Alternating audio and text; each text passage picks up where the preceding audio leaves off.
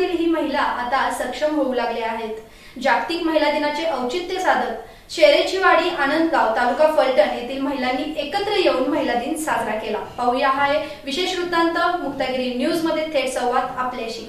ग्रामीण भागातील महिलाही आता प्रत्येक कामात हिरहिरीने भाग घेत आहेत। चूल आणि मूल या चौकटी बाहेर पडत आहेत। फलटण तालुक्यातील शेरेचीवाडी आनंदगाव येथील सर्व महिलांनी एकत्र येऊन महिला दिन मोठ्या उत्साहात साजरा केला।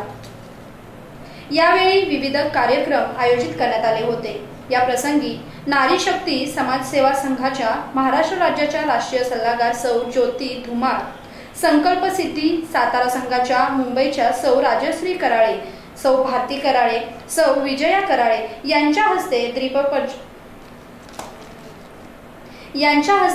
दीप प्रज्वलन करण्यात आले। यावेळी गावातील सर्व महिलांनी कार्यक्रमात सहभाग घेतला होता। पाहूया आमचे लोणंदचे प्रतिनिधी सुरेश भोईटे यांची ही बातमी। नाहीये प्रशासनाचं, पण माझी एक कळकळीची त्यांना विनंती आहे की महिलांच्या माध्यमातून महिला प्रतिनिधी म्हणून मी त्यांना रिक्वेस्ट करते की माझ्या गावच्या ज्या महिला आहेत की ज्यांचे बचत गट आहेत की त्यांना काहीतरी म्हणजे नाही का एक व्यासपीठ म्हणा किंवा एक मार्केट हक्काचं मार्केट बचत गटासाठी काहीतरी उद्योग की त्यांच्यापर्यंत हा माझा मेसेज पोहोचावा। की कळकळीची विनंती की माझ्या गावातील महिलांना थोडंसं रोजगाराच्या संधी उपलब्ध करून द्याव्यात, एवढीच कळकळीची विनंती आहे। आणि धन्यवाद देईल मी माझ्या ग्रामपंचायतीच्या सदस्यांना, सरपंच आणि ग्रामसेवक। तो साजरा करत असताना आणि पण त्यांच्या मी सानिका धनंजय कुंभार। आज 8 मार्च आमच्या गावात महिला दिन हा साजरा करण्यात येत आहे।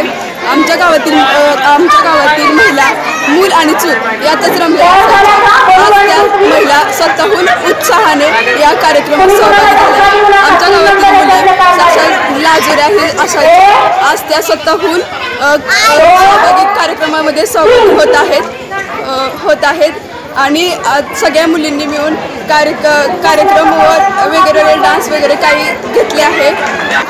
मी राजश्री प्रवीण कराळे, सध्या मी डोंबिवलीमध्ये राहते। डोंबिवलीमध्ये सातारा संघ ही संस्था आहे। सातारा जिल्ह्यातील जेवढी लोक आहेत तेवढी डोंबिवलीमध्ये ज्या वास्तव्याला आहेत त्यांची एक खूप मोठी 2000 मेंबरची संस्था आहे। त्या संस्थेची मी महिला अध्यक्ष आहे आणि शिवसेनेची मी शाखा प्रमुख आहे। तसंच माझ्या माध्यमातून मी 10 बचत गट चालवते आणि सामाजिक उपक्रम भरपूर आम्ही तिथे कार्यक्रम राबवतो। सामाजिक उपक्रम शिवसेनेच्या माध्यमातून आमच्या संकल्प सिद्धी सातारा संघाच्या